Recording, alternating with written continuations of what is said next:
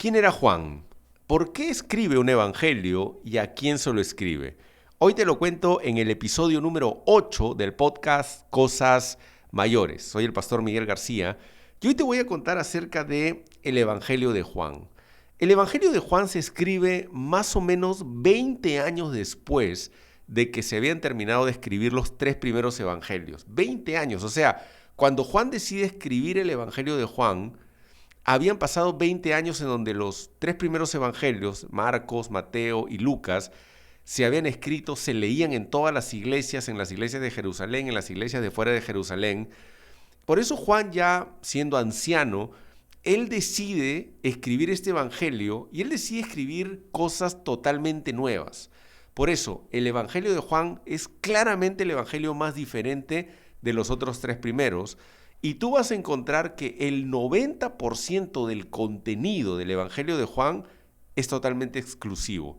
No lo vas a encontrar repetido en los evangelios de Mateo, de Marcos o de Lucas. Solo el 10% del evangelio de Juan se repite y son historias básicamente de cómo se consiguen los primeros discípulos, algún milagro como la multiplicación de los panes, y de ahí todo lo que tiene que ver con el arresto, la crucifixión y la resurrección. Pero después el contenido en un 90% es totalmente exclusivo de Juan. O sea, él después de 20 años, él decide, yo creo que después de haber leído lo que escribió Marcos, lo que escribe Mateo, lo que escribe Lucas, voy a escribir algo que obviamente no sea algo repetido, sino historias nuevas. ¿Y qué historias nuevas encuentras en el libro de Juan? Hay muchísimas historias nuevas que uno encuentra en el libro de Juan, como por ejemplo el primer milagro de Jesús, ¿no? El que sucede en las bodas de Caná cuando convierte el agua en vino. También está la historia de Nicodemo, ¿no? La historia de este hombre fariseo que va y lo busca y le habla acerca del nuevo nacimiento. La historia de la mujer adúltera, ¿no? Esta mujer donde es famoso, la quieren apedrear y Jesús dice, el que esté libre de pecado, que tire la primera piedra. La historia de la vid y los pámpanos. También al final la pesca milagrosa.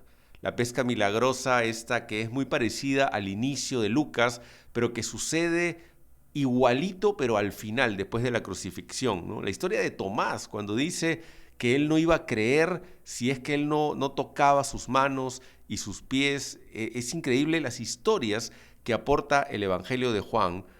Y también Juan tiene un excelente contenido de todo lo que el Señor Jesús enseña en la última cena. Si nosotros conocemos, hay dos mensajes muy importantes del Señor Jesús. Uno es el mensaje público, que es el Sermón del Monte, que está muy detallado por Mateo, pero el otro es el mensaje privado, que es el que detalla el apóstol Juan en la última cena, y la última cena, todos los detalles de la última cena, realmente Juan nos deja muchísimo, muchísimo de lo que dijo el Señor, de lo que pasó, de lo que sucedió en ese momento. El apóstol Juan es realmente la persona más valiosa, o el Evangelio de Juan es el que nos da mayor contenido de lo que sucede en esa reunión. Ahora, muchos hemos escuchado, el Señor Jesús muere a los 33 años, ¿no? Ahora, en la Biblia no lo dice en ningún momento, en ningún lado, que Jesús muere a los 33 años, pero ¿por qué creemos que Jesús muere a los 33? ¿Por qué? Porque gracias a Lucas nos dice que el Señor, cuando inicia su ministerio, era como de 30 años.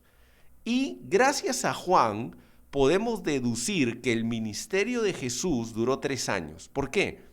Porque Juan, mientras va relatando la historia desde el inicio hasta la crucifixión, nos va hablando de 3 fiestas, de 3 Pascuas. Realmente habla de 4, pero las 2 últimas son la misma.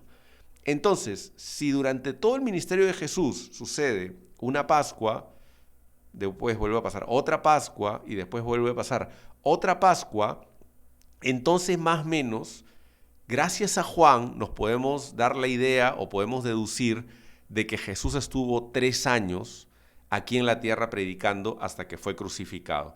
3 años desde que inicia su ministerio, desde que es bautizado, hasta el momento en donde él es crucificado. Entonces, gracias a Lucas, Lucas nos dice que él era como de 30 años, Y gracias al Evangelio de Juan podemos encontrar que el ministerio de Jesús pasó por 3 años de fiestas. Entonces eso nos dice que Jesús más o menos fue crucificado a los 33 años. Ahora, ¿quién era Juan? Juan era el menor de todos los discípulos, el menor de los apóstoles. Se dice que era el único o fue el único que murió por causas naturales.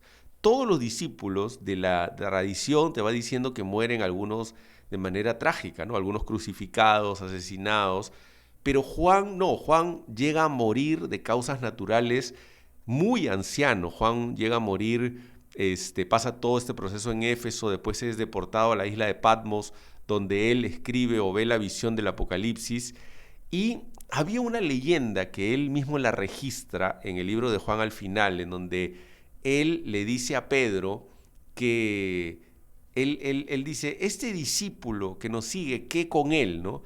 Y Jesús dice, si quiero yo que él se quede hasta que yo regrese, ¿qué pasa contigo? Y empezó la leyenda, había una leyenda en la iglesia en el primer siglo, de que Juan no iba a morir hasta que Jesús regrese. Es más, Juan la registra, ¿no? Al final Juan muere. Jesús no le estaba diciendo que él iba a quedar, como se dice, inmortal hasta que regrese, sino que él era como parte de su decisión. Pero al final está registrado que Juan muere muy anciano, escribiendo el Evangelio de Juan, 3 cartas y el Apocalipsis. Los romanos lo exilian en Patmos, ¿no? Él escribe este Evangelio en Éfeso junto a sus cartas y también el Apocalipsis. Se cree que Juan empieza siendo discípulo de Juan el Bautista. O sea, cuando Juan el Bautista empieza su ministerio y empieza a bautizar, él tiene discípulos. Y 2 apóstoles de Jesús fueron discípulos de Juan. Uno es Andrés, el hermano de Pedro, y el otro fue Juan, ¿no? Cuando Juan escribe y cuenta esto, habla de Andrés y no habla del otro, y es claramente él el que se estaba refiriendo.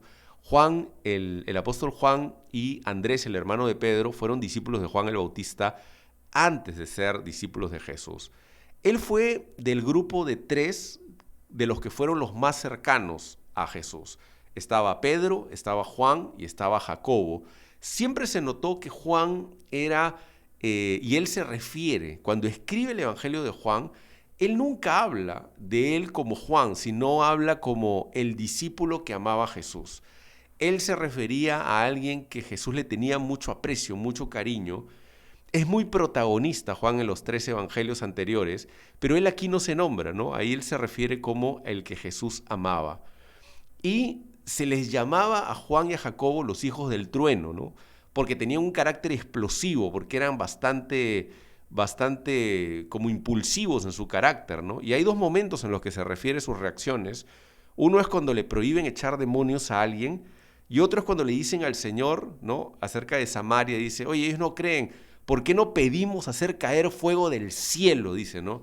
Y Jesús le dice, oye, ¿no saben de qué espíritu son? ¿No? Ahí muestran, obviamente, claro, el carácter impulsivo que tenían. Juan era hijo de Zebedeo y su madre se llamaba Salomé. Salomé es una mujer que aparece en la cruz junto a María, la madre de Jesús, y está exactamente en el momento. Hay 3 mujeres, María Magdalena, estaba María, la madre de Jesús, y Salomé está en el momento en donde Jesús le encarga a María a Juan, ¿no? Le dice, madre, he aquí tu hijo, hijo, he ahí tu madre. Jesús en la cruz le encarga a Juan a su madre, a María, ¿no? Porque María se cree obviamente que era viuda ya, para ese momento había muerto José y necesitaba que alguien la sostuviera, la mantuviera. Entonces Jesús le encarga en el momento de la crucifixión. Y en ese momento, cuando da esas palabras, allí estaba la madre de Juan, Salomé. Hay una creencia de que Salomé era hermana de María. Entonces, si Salomé era hermana de María, Juan era el primo de Jesús. Juan y Jacobo eran primos de Jesús. Por eso hay un momento en donde Salomé, la madre de Juan y Jacobo, se acercan donde Jesús y le dice, ¿no? Oye, ¿por qué no mis hijos estén en tu reino, uno sentado a la derecha y otro a la izquierda, ¿no? Y se cree que eso lo hizo por la familiaridad de tía que era, ¿no? De que le dice al Señor Jesús eso. Y se cree que tuvo esa confianza para pedirle eso que hace creer, ¿no? Que que tenía la confianza, y se creía también que Juan era muy, pero muy joven, que era prácticamente adolescente, y también tiene que ver con la edad en la cual murió, ¿no? En la cual vivió. Ellos siempre se refirió a que eran pescadores, pero realmente en la Biblia ellos eran empresarios de pesca, porque dice que cuando ellos dejan las redes o dejan la embarcación, ellos no estaban pescando, dice que ellos tenían jornaleros, estaba Zebedeo y todos sus jornaleros. Entonces, Zebedeo no era tanto un pescador, sino era un dueño de embarcaciones que contrataba gente para pescar, y Juan y Jacobo eran sus hijos. Entonces, más que pescadores, ellos eran empresarios, ellos eran gente muy importante que se dedicaba a la pesca. Y eran tan importantes que ellos conocían personalmente a Caifás. Por eso lo dice claramente en la Biblia, ¿no? Que Juan era conocido de Caifás, por eso lo hacen entrar en el patio cuando el Señor Jesús está siendo juzgado, azotado. Juan entra con Pedro porque era conocido de Caifás. Entonces, era obviamente una persona que tenía alguna influencia en la sociedad, tenía una casa en Jerusalén, aunque ellos estaban en Galilea. Galilea quedaba de Jerusalén como, digamos, como una hora en lo que puede ser un transporte del día de hoy. Seguramente para esos tiempos eran un par de horas caminando, ¿no? Y Juan revela algo muy importante en el Evangelio. Revela que los fariseos no sabían que Jesús había nacido en Belén, porque cuando es toda esta discusión de los fariseos hablando y peleando y discutiendo, decían claramente, pero él no es el Mesías porque él es Galileo. Entonces todos hablaban de que él era Galileo, él no puede ser el Mesías. Ninguno sabía la historia de que Jesús realmente nació en Belén y posteriormente fue a vivir en Galilea y se le conocía como Galileo, pero la Biblia no dice que tenía que vivir en Belén, que tenía que nacer en Belén, y no se sabía la historia. Y Juan cuenta en algunos momentos de que los fariseos se discutían, no es el Mesías, él es Galileo. Entonces ahí lo descartaban como el Mesías, ¿no? Juan no habla de la niñez de Jesús, no habla de las genealogías, no nombra parábolas. Él entra de frente a hablar de Jesús como el Verbo. El Verbo estaba en el principio y el Verbo era Dios. ¿Por qué? Porque Juan le escribe este evangelio a los griegos. Los griegos tenían esa necesidad, esa curiosidad de las divinidades, ¿no? Él por cultura, los griegos siempre pues con esto de los dioses, de los semidioses, de todas sus historias mitológicas. Juan quiere mostrar a Jesús como divino, no como el hombre que enseñaba, como el que sanaba, sino como el divino, y lo muestra como el verbo era con Dios, sus historias como Jesús divino, porque los griegos tenían mucha relevancia en ese tiempo, aunque era militarmente dominado por el Imperio Romano, culturalmente los que dominaban eran los griegos, ¿no? Por eso se cree mucho que los romanos conquistan a los griegos militarmente, pero son los griegos los que conquistan a los romanos culturalmente y espiritualmente, y se empieza a crear toda esta necesidad de conocer la divinidad de los dioses, y Juan quería mostrar, y es claramente la intención de Juan, de querer mostrar al Señor Jesús como un Dios, ¿no? Como alguien divino, y él empieza a hablar acerca del Verbo y todas esas historias, que empieza a mostrar al Señor como alguien que no era un hombre normal, sino que era Dios hecho carne, ¿no? Ahora, ¿qué historias repite Juan? Juan repite las historias que de los otros evangelios, ¿no? Por ejemplo, la alimentación de los 5,000, que Jesús camina sobre el mar, el arresto, habla de Pilato, habla de la cruz, la resurrección, la negación de Pedro. Pero después encuentras en el evangelio de Juan una exclusividad de historias que te muestran mucha riqueza por ejemplo, cómo Nicodemo, siendo un fariseo muy importante, lo va a buscar, la historia de la mujer adúltera, mostrando toda una lección de sabiduría y de misericordia para con ella, y la gran enseñanza de la vid y los pámpanos, que muestra acerca de que tenemos que estar pegados a la vid si queremos dar fruto, ¿no? Es realmente, Juan, un evangelio que te da todo nuevo, ¿no? El encontrar en el evangelio de Juan el 90% de historias totalmente exclusivas del evangelio de Juan nos muestra que realmente fue un evangelio valioso, No está directamente dicho que yo, Juan, escribí este evangelio, pero está escrito claro de que él escribía y él se llamaba como el discípulo al que Jesús amaba. Así que eso te quería contar hoy en el 8º episodio de el podcast Cosas Mayores, así que nos vemos en el próximo episodio. Dios los bendiga.